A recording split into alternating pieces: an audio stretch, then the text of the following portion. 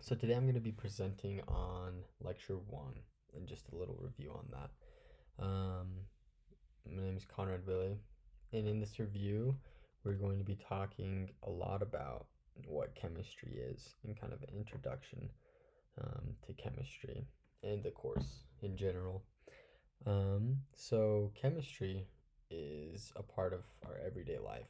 Literally everything that we see, that we touch, that we smell, that we feel, has to do with chemistry.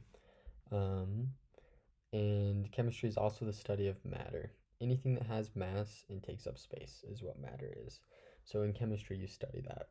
So basically, everything is made up of matter. So once again, returning back to that idea that chemistry is a part of our everyday lives. And as well, not just the study of matter, but how it changes when it interacts with the environment or different conditions. For example, we'll be talking about phase changes, chemical and physical changes to matter. And as well, chemistry doesn't just study what matter consists of, but how those things inside of the matter interact with other things like subatomic particles, electronegativity, and electrostatic forces. But we won't be talking about those things as much in this presentation, but that's just kind of a brief overview of what we'll be discussing today. So first, composition. Here we have a picture of the periodic table, which we'll be using a lot. It's kind of that base staple thing that we use in chemistry constantly, always turning back to the periodic table. And we have 118 known observed elements on that table. Elements are created. Elements create the world around you. Like I was saying earlier, literally everything around us is made of matter, and that matter, in its purest substance, is an element. And what makes up an element are atoms. And the atoms control the element chemical properties. Different elements have different chemical properties or behave differently based on their atoms. And here we have a picture of an atom, and that atom is controlled as well by its protons, neutrons, and electrons, which are the things that make up an atom. So here we kind of have levels, kind of analyzing our natural world. And that's one really cool thing about chemistry is we get to observe not only the big macromolecules that are in our world, but the smaller, more condensed. But protons and neutrons and electrons we won't talk as much about in this lecture, but we will. But you'll learn more about later on in the course. Perfect. So returning back to matter, there's different classes of matter. So first, like we mentioned here, we have elements. Elements are what you find in the periodic table. Elements are a pure substance of matter. They're made up of identical atoms. For example, nickel is an element that you'll see in your everyday life. Not necessarily a nickel, the money, because that's kind of an alloy and it has other metals in it, but nickel, the element, is just an example. And then after elements in the pure substance, we also have a compound. And a compound is just two or more different elements combined chemically through chemical forces and bonds, which you'll learn about in fixed proportions, which we'll talk about later on as well. For example, salt. Salt is purely made up of sodium and chlorine, so it's sodium chloride. And then next we have mixture. So we have homogeneous mixtures, and that's two or more pure substances evenly distributed in a physical mixture. For example, salt water. We have H2O, which is water, mixed with another compound, NaCl, and that creates a homogeneous mixture. Next we have heterogeneous mixtures. Those are similar to homogeneous, but on a simpler way to think about them, you can kind of tell that there's different substances in there. Doesn't mix super well. For example, I put on here cereal and your milk. You can see the cereal, you can see the milk, and it's not mixed together. Whereas in salt water, you can't really see the water and the salt. It's mixed together really well. So those are your different classes of matter. Once again, matter is split up into two things: pure substances and mixtures. Pure substances, we have elements and compounds. Mixtures, we have homogeneous and heterogeneous mixtures.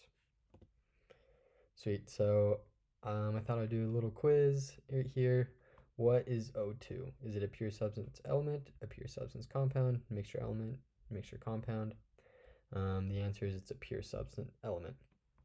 And that is because looking back here, it's purely made up of oxygen, which is an element. If this was CO2, then that would be a compound, but not an elemental compound. Perfect. So next we are going to talk about properties of matter. So far we've talked about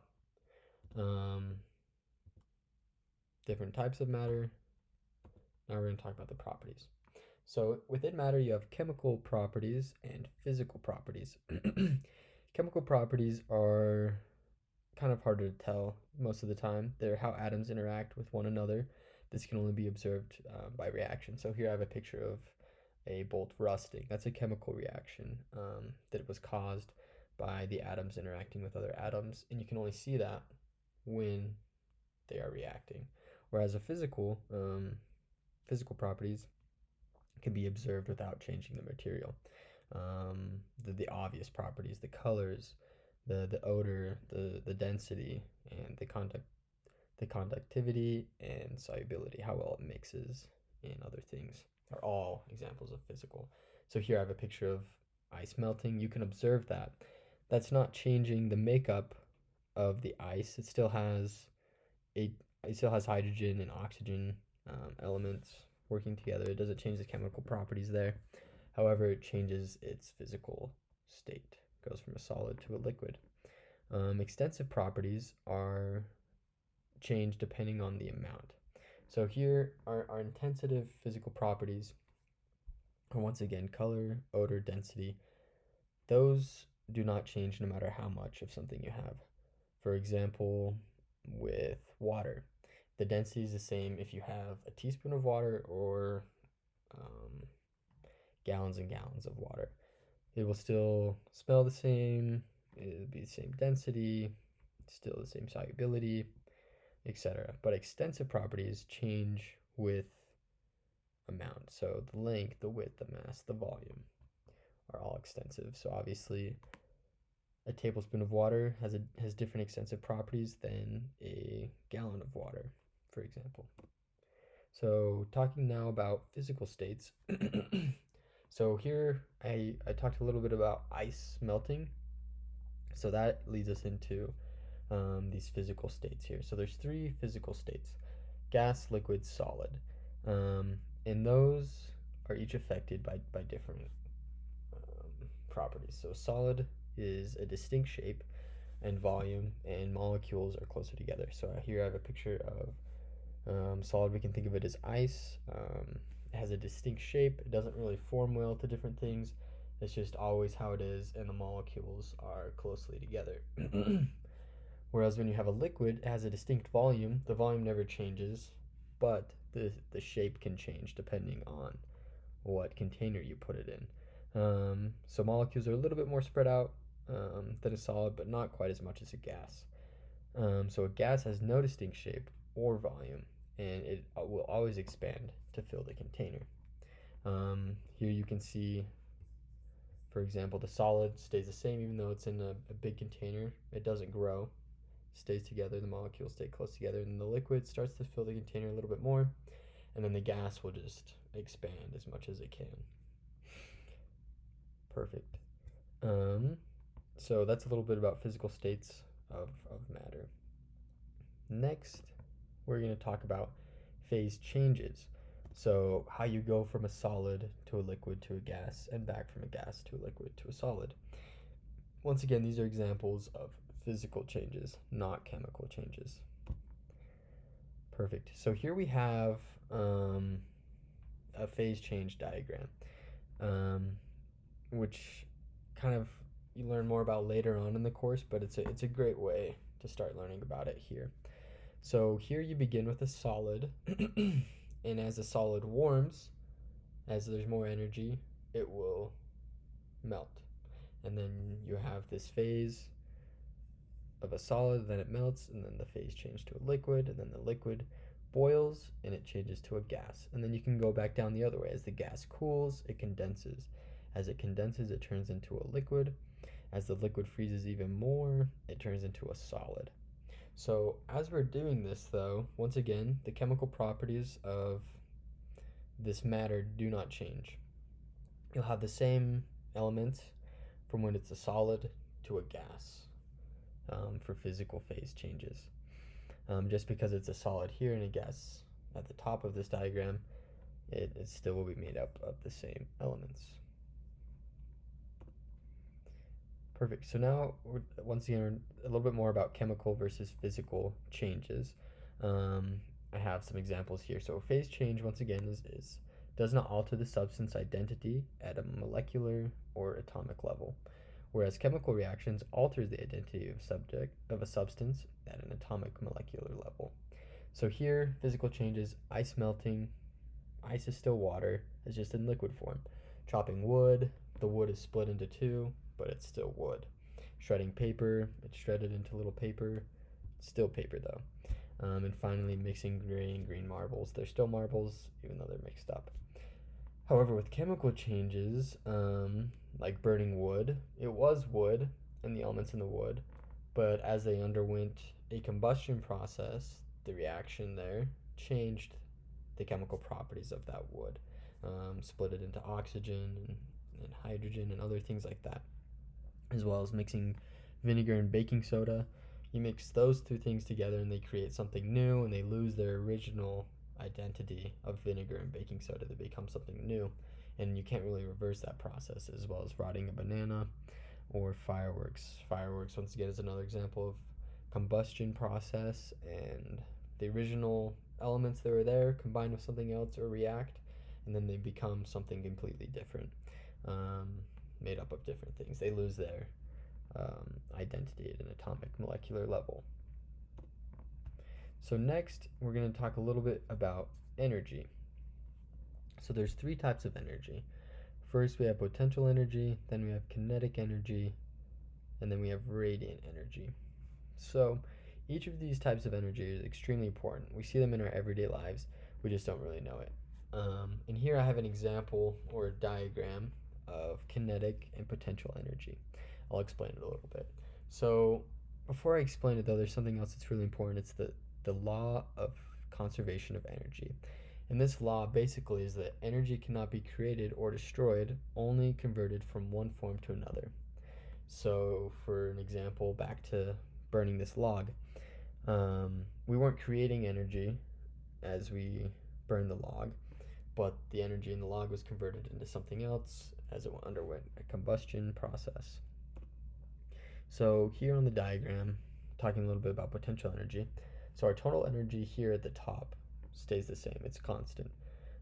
It just changes forms as it goes. So if we begin here, we have, let's treat this like a roller coaster. So let's say you have a lot of potential energy at the top of the roller coaster, but as you go down, some of that energy is converted into kinetic energy. We're not losing energy, we're losing potential energy, but it's being converted into kinetic energy. And when you get to the bottom of the roller coaster, there's no potential energy because you used it all, but it's converted into your kinetic energy here at the top. And then as you go up again, you're gaining more potential energy because you're moving away, and then your kinetic energy will go to zero eventually, and you'll have potential energy again, and then it just goes back like that. And that's how the world works. Your body has potential energy and converts it into kinetic energy constantly throughout the day, continuously. But yeah, that's extremely important that you know that energy cannot be created or destroyed, only changed into different forms. And then our third type of energy here is radiant energy. And that's simply just light energy. And we'll learn a lot about how important light energy is later on. Perfect. And you might ask, well, if energy can't be created or destroyed, where does it go? And here at the bottom, it says energy is transferred through heat or work. So burning the log, that was transferred through heat. Heat took that energy. Or work, the roller coaster was doing work, so the energy was being transferred into kinetic and then back into potential. But the total energy never changed. So that's very important and a pretty cool principle if you think about it. Perfect. So along with the law of conservation of energy, there's the law of conservation of mass. And this was discovered by our very own, still can't say his name, Lavoisier. Yeah, I really wish I could say his name. It's kind of embarrassing. But anyways, he discovered the oxygen is required in combustion reactions. And he did this through doing combustion reactions in a closed sealed container. And he disproved this theory that was called the phlogiston theory. And basically, returning back to the log in the fire, there was a theory that there was something inside of wood or any other elements that were flammable called phlogiston. And when you burned that wood, that phlogiston was burned up or released. And that's how things were burned, which in a way is kind of true, but not necessarily true. That's saying that you use up that energy and it goes away, or that matter goes away. But we know that energy and matter and mass cannot be created or destroyed. So instead, he found that at the beginning of his combustion, inside his container here, you'll see a picture of it, there was the same amount of matter after the combustion. It was just changed into something different. And this obeys the law of conservation of mass and the law of conservation of energy. There wasn't phlogiston in the materials he was burning that just disappeared or were released. They were just turning into something different. The energy was changing and the mass was changing, but the same amount of energy and mass were there at the beginning of the reaction as they were in the end, which is pretty... we see it in our everyday lives, but we don't really notice it, but it's a really important principle and idea that helps to keep our world running. Perfect. So next we're going to talk about the law of definite proportions, or Proust's law was the name of the man who discovered it. So Joseph Proust was a French chemist, also studied reactions between metals and oxygen, which is what our friend here did. And he discovered in a given chemical compound, the portions of mass of elements that composed it are fixed. For example, here in oxygen, carbon dioxide, you have carbon and then 2 oxygens. And so if the molecular weight of carbon, if you look it up on the periodic table, is 12 grams per mole. And for oxygen, it's 16 grams per mole. So if you have 12 grams per mole of carbon, and since you have 2 oxygens, you'll have 32 grams per mole of oxygen. That will stay constant no matter how much of the compound you have. They must continue to have that same proportion, 12 to 32, and so on. And you can see here in this example, if you have 24 grams of carbon, you must have 64 grams of oxygen for it to be carbon dioxide. If you don't have that proportion, then it will no longer be carbon dioxide, but it'll be a different compound.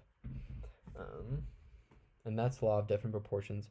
And then this next law is similar but different. So the law of multiple proportions is a compound forms from its elements through the combination of atoms of unlike elements in a small whole number ratio. Or simply put, when 2 elements form a series of compounds, the ratio of the masses of the second element that combined with 1 gram of the first element can always be reduced to small whole numbers. So for example,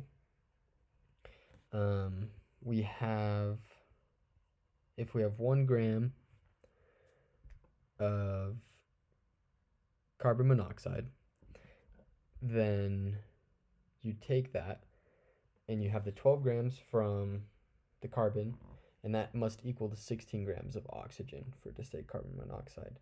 Whereas, once again, 12 grams of carbon in CO2, you must have 32 grams of that.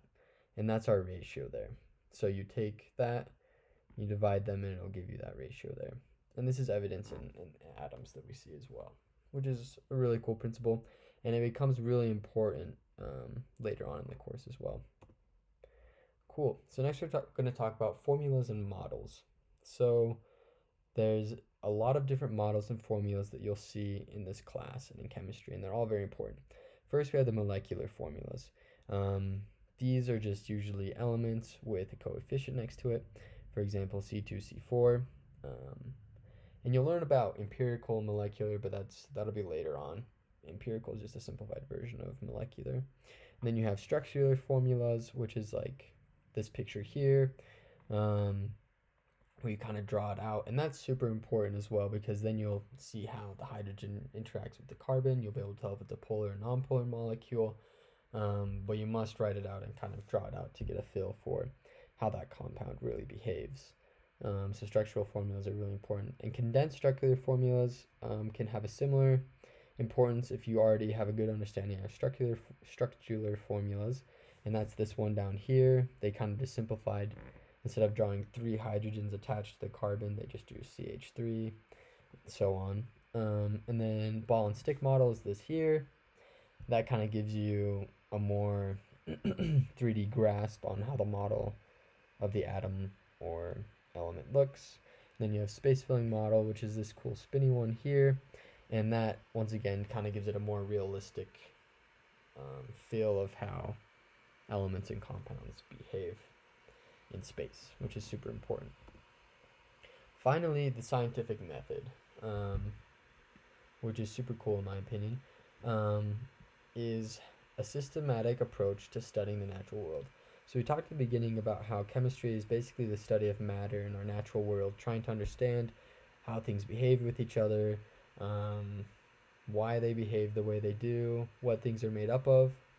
And this is all very dependent on this scientific method, as well as the scientific law, which is a concise summary of expected facts of nature, what is observed. So things you see every day that you expect. When ice gets hot, it melts. When water gets cold, it freezes. That's a scientific law. Scientific theory, concise and well-tested explanation of why scientific theory is true, why it is observed. So to arrive at a theory in scientific law, you must go through the scientific method. So it begins with an observation, existing knowledge, qualitative data, quantitative data, something you already know. And then it kind of forms into a hypothesis, or something you don't necessarily already know, but something you've observed. Like the first people that saw ice melt, they're like, oh, this ice is melting into water. I wonder why. And then they formed a hypothesis. Maybe I bet it melted into water because it had no phlogiston or something weird like that. And then that turned into an experiment. They would test different things. And then if that test didn't work, they would try it again, until they came to a conclusion. And then once they were at the conclusion, they would come up with a theory of why those things were happening. Sorry, I'm moving my person around so you can read that. And they come up with a theory, and then they would experiment again, and then have a revised theory, and continue that process until there's a thorough theory. And then you'll arrive at a scientific theory, hypothesis supported by many experiments. So basically you have this theory, but it's backed up by all these things that you did before to prove that it's true, or scientific law, summary of accepted facts of nature, which is a little bit more firm than a theory, but super cool. Scientific methods is extremely important, not only in chemistry, but also in life. So yeah, and that's everything from this lecture. Hope it was helpful. Thank you.